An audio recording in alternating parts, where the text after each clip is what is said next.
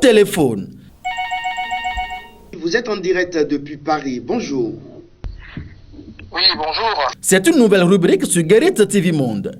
Réagissez partout dans le monde sur le sujet d'actualité de votre pays en laissant un message WhatsApp sur la tablette de la rédaction de Guérit TV Monde au 00229 91 19 10 10. C'est à nous de vous rappeler Guérit TV Monde, le leader des Web TV. En ce troisième jour du mois de septembre 2021, le quotidien Matin Libre a titré en manchette « Retour au bercail après son check-up ». En 6 heures de vol, le test Covid de Soglo vire subitement. Cotonou détecte ce que Paris n'a pas vu. L'ancien chef de l'État dénonce d'état de misère subi et se dit en forme. Mesdames et messieurs, bonjour. De retour dimanche à Cotonou, après un séjour à Paris où il a été fait son bilan sanitaire, l'ancien président de la République, Nicéphore Soglo, a été testé positif à l'aéroport Cardinal Bernardin Ganti. Telle une traînée de poudre, la nouvelle a embrasé la toile hier, jeudi 2 septembre, dans la soirée.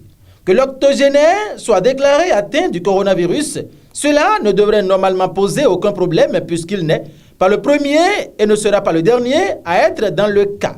Plusieurs personnalités en Afrique et dans le monde en ont souffert.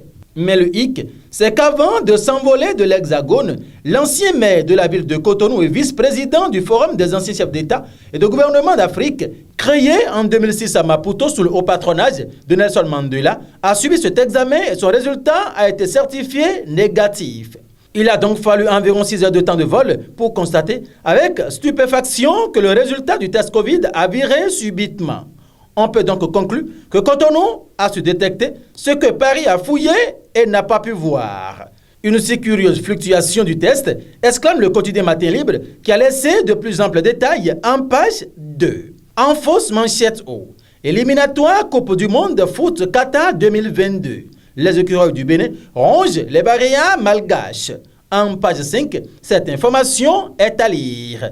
Lutte contre la corruption sous le régime Talon. Aoudo et Tchanou divulguent le fruit de leur investigation. Il faut donc aller en page 10 pour en savoir davantage. Pour finir, contre la COVID-19 en Afrique, l'OMS affiche un intérêt à la médecine traditionnelle.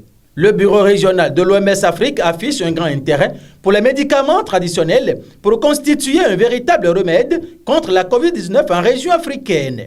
La directrice régionale de l'OMS pour l'Afrique, Dr Matshidiso Moeti, soutient qu'aujourd'hui, il y a l'émergence de traitements prometteurs à base des médicaments traditionnels dans le cadre de la riposte à la COVID-19. Mesdames et messieurs, merci de nous avoir suivis et très bon début de week-end à chacun et à tous en compagnie des programmes de Guérit TV Monde, le leader des Web TV.